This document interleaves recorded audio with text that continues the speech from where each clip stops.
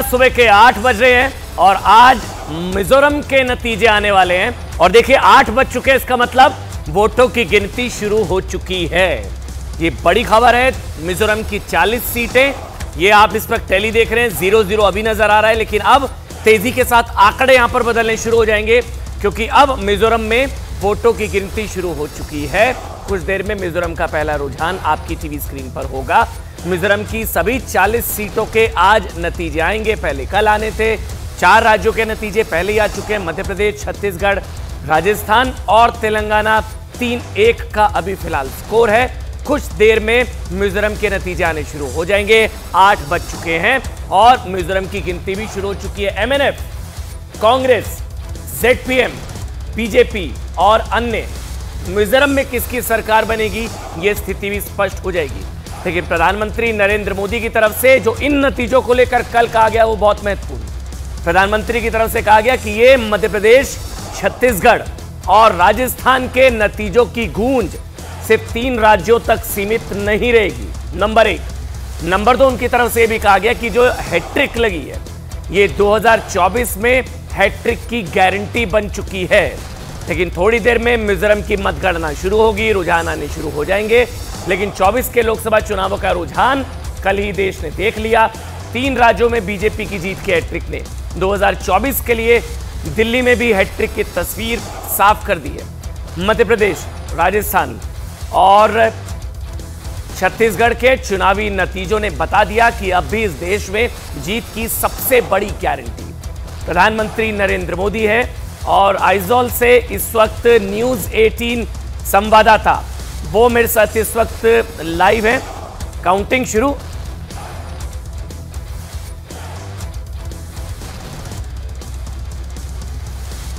मेरे पीछे ये असेंबली एनेक्सी है। यहाँ 4 सभाओं के विधानसभा के लिए स्थानों के लिए यहाँ पे मतगणना शुरू हो चुकी है। पहले पोस्टल बैलेट का गणना शुरू हो चुका है और इस बार क्योंकि लोग घरों से बहुत मतदान किए हैं तो इस वक्त ये जो बैलेट है, बैलेट काउंटिंग, उसका पोस्टल बैलेट का काउंटिंग थोड़ा वक्त लगेगा। उसके बाद जो है वो जो यहाँ की जो EVM काउंटिंग है वो काउंटिंग शुरू हो जाएगा। आइजॉल शहर, राजधानी आइजॉल शहर में ऐसे 3 मतगणना केंद्र है जहां पे DC ऑफिस है। DC ऑफिस में 6 कॉन्स्टिट्यूंसी के लिए मतगणना हो रही है। यहां मेरे पीछे असेंबली एनेक्सी 1 है, यहां 4 कॉन्स्टिट्यूंसी के लिए मतगणना हो रही है। और आइजॉल कॉलेज, जो आइजॉल की बात करूं तो यहां पे जो अहम जो लोग हैं जिनके आज भाग्य का जो निर्धारण है वो कुछ ही पल में साफ हो जाएगा। उसमें से जो यहाँ के मुख्यमंत्री है जोरामथंगा, MNF की चीफ और यहाँ के मुख्यमंत्री जोरामथंगा, उनका जो यहाँ रिजल्ट है वो DC ऑफिस में है। यहाँ जो मेरे पीछे है यहाँ पे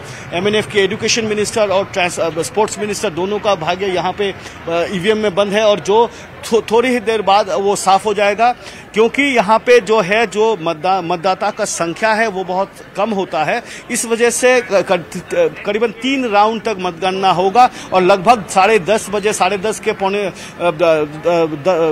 11 बजे के बीच सारा जो छवि है वो साफ हो जाएगा, क्लियर हो जाएगा कि आगे कौन चल रही है।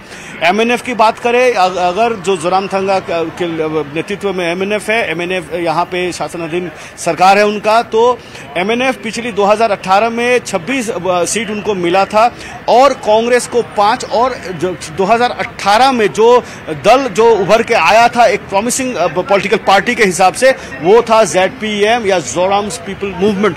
जोराम पीपल्स मूवमेंट जो है उनका नेतृत्व दे रही है लालदोवामा, जो एक प्राक्तन IPS ऑफिसर है। तत्कालीन प्रधानमंत्री इंदिरा गांधी की वो सुरक्षा जो वहां पे उनकी जिम्मेदारी पर था लालदोवामा। यहाँ से कांग्रेस का एककालीन सांसद भी वो रहे हैं। तो लालदोवामा का इस बार बहुत प्रॉमिस दिखाई दे रहा है। लालदोवामा से हम जब काल मुखातिब हुए थे, जिनसे उनके बात किए थे, वो उन्होंने कहा कि इस बार जोरामथंगा का कोई चांस नहीं है और इस बार जो है ZPM को संख्या गरिष्ठता उनको मिल रही है, वो एकक रूप से ही सरकार यहाँ पे बनाएगा। अन्यथा जो कांग्रेस है, कांग्रेस का स्थिति बहुत ही अहम है। कांग्रेस का स्थिति है कि पिछली बार 30% उनको वोट मिला था और 30% वोट मिलके उनको 5 सीट उनको मिला था, 5 सीट मिला था। और इस बार वो कह रहे हैं कि उनका जो स्थिति है वो बेहतर होगा। जो यहाँ की ZPM और MNF दोनों ही इस बात से नकार रहे हैं कि कांग्रेस का इस बार स्थिति बहुत खराब होगा। बीजेपी जो है, बीजेपी पिछली बार 2018 में बीजेपी को महंत बालकनाथ को दिल्ली बुला लिया गया। ये बड़ी खबर आ रही है। महंत बालकनाथ अलवर से सांसद, उनको दिल्ली बुला लिया गया है। अब राजस्थान का मुख्यमंत्री कौन होगा, इसको लेकर अटकलें लगाई जा रही हैं। भाई वसुंधरा राजे सिंधिया, दिया कुमारी, महंत बालकनाथ या फिर गजेंद्र सिंह शेखावत। लेकिन अब खबर आ रही है कि महंत बालकनाथ अलवर से सांसद जो थे, अब तिजारा से अब उन्होंने चुनाव जीता इस बार, उनको दिल्ली बुला लिया है। 163 सीटों पर जीत दर्ज की गई है। भवानी इस वक्त हमारे साथ है। भवानी, सीएम रेस में नाम तो था और अब दिल्ली भी बुला लिया गया। देखिए अमन, राजस्थान के अंदर चीफ मिनिस्टर कौन होगा, इसको लेकर उल्टी गिनती शुरू हो चुकी है। गजेंद्र सिंह को कल बुलाया गया था, बालकनाथ को भी बुला लिया गया और 4-5 बड़े चेहरे हैं जिसमें ये देखना होगा कि कौन सीएम होगा। बालकनाथ क्यों प्रोमिनेंट चेहरा है, क्योंकि लगातार राजस्थान में विधानसभा चुनाव के दौरान बाबा बालकनाथ का नाम चलता रहा है सीएम रेस के अंदर, क्योंकि वो एक 5 ब्रांड हिंदूवादी चेहरा है। उनकी तुलना यूपी के मुख्यमंत्री योगी आदित्यनाथ से की जाती है, इसलिए भी काफ़ी अहम है। हालांकि अभी कहना जल्दबाजी होगा कि होगा कौन, क्योंकि ये प्रधानमंत्री जानते हैं कि कौन होगा। लेकिन ऐसा लग रहा है कि शायद प्रधानमंत्री जो रेस के लोग हैं जिनमें वो मानते हैं कि इनमें से कोई किसी को चुना जा सकता, उनसे वो खुद बात करेंगे और उसके बाद में आगे का फैसला करेंगे।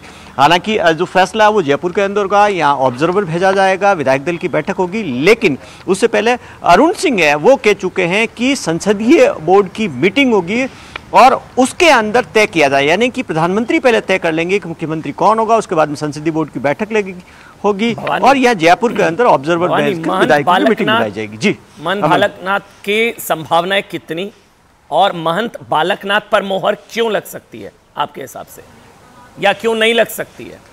देखिए 2 वजह।